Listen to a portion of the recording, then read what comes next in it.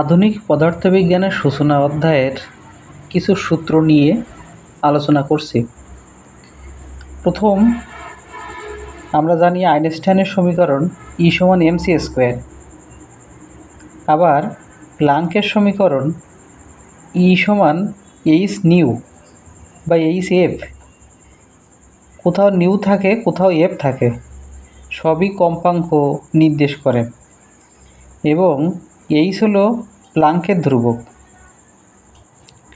তো আমরা আসি, এখান থেকে আমরা E সমান আবার বলতে পারি K max plus H F naught. K ম্যাক্সটা হলো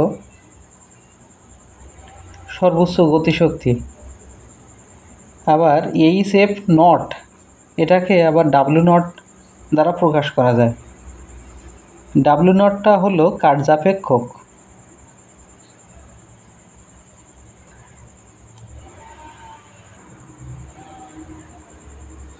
এবং এফ নটটা হলো সূচন কম্পাঙ্ক। তো এরপরে আমরা আসি,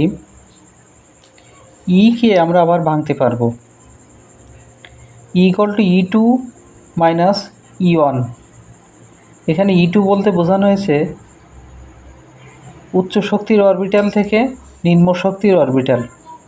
E2 হলো উচ্চ শক্তির অরবিটাল, E1 হলো নিম্ন শক্তির অরবিটাল। এর শক্তির পার্থক্য দেখানো হয়েছে। তো এটাকে আমরা আবার লিখতে পারি ডাব্লু। ডাব্লু মানে কাজ। আমরা জানি কাজ এবং শক্তি উভয়ই একই। তো ডাব্লু আমরা আবার লিখতে পারি গতিশক্তি হাফ mc স্কোয়ার। আবার হাফ mc স্কোয়ার থেকে আমরা আবার যেতে পারি পি স্কোয়ার বাই 2m। এটা আমরা কিভাবে পাবো সেটা এখানে দেওয়া আছে। আমরা জানি কে হাফ mc স্কোয়ার, তো কে m square c square by 2m লিখতে পারি।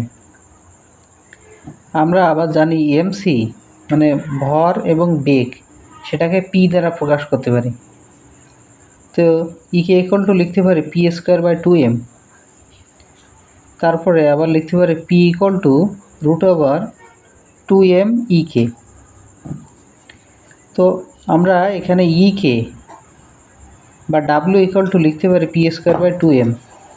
এই জন্য হাফ mc স্কোয়ার লিখলাম পি স্কোয়ার বাই 2m। আবার আমরা বলতে পারি গতিশক্তি হাফ mc স্কোয়ার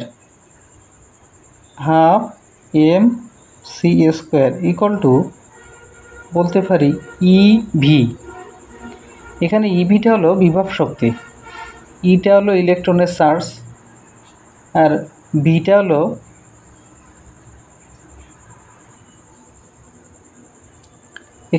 হলো বিভব পার্থক্য।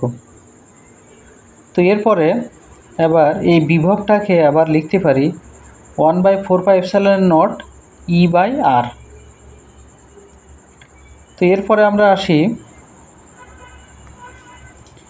আমরা এখানে লিখছিলাম mc স্কোয়ার hc/λ। কারণ এফকে যদি আমি পরিবর্তন করি, যেহেতু কম্পাঙ্ক লেখা যায় বেগ বাই ল্যামডা, তরঙ্গ দৈর্ঘ্য। এফের পরিবর্তে লিখতে পারি c/λ। তো এখান থেকে যদি উভয় পাশে সি বাদ দেওয়া হয়, mc স্কোয়ার hc/λ, এখান থেকে যদি উভয় পাশের একটি করে সি বাদ দেওয়া হয়, তাহলে আমরা লিখতে পারি mc h/λ। তো এখান থেকে আমরা লিখতে পারি λ h/m0c into 1 minus cos theta. তো এই m0c, এখানে m0 হলো স্থির ইলেকট্রনের ভর, সি হলো আলোর বেগ, আর 1 মাইনাস cos থিটা। তো বিশেষ ক্ষেত্রে যদি থিটার মান 90 ডিগ্রি হয়, তখন আমরা লিখতে পারি λ h/m0c। এটাকে বলা হয় কম্পটন তরঙ্গদৈর্ঘ্য। তাছাড়া আবার এই সমীকরণটাকে আমরা এইভাবে লিখতে পারি, এই lambda equal to H by M V. এটাকে বলা হয় ডি ব্রগলি তরঙ্গদৈর্ঘ্য। এইখানে শুধু এম নট না, শুধু এম, ভি হলো বেগ, আর এখানে সিটা হলো আলোর বেগ, আর এইখানে ভিটা হলো কণার বেগ। তো আবার আমরা লিখতে পারি যে MC equal to H by lambda. সেক্ষেত্রে আমরা লিখতে পারি যে এমসির পরিবর্তে পি লিখতে পারি, কারণ পি হলো ভরবেগ। P equal to H by lambda. তো এখন পি ইকুয়াল টু আমরা আবার লিখতে পারি এইচ এফ বাই সি।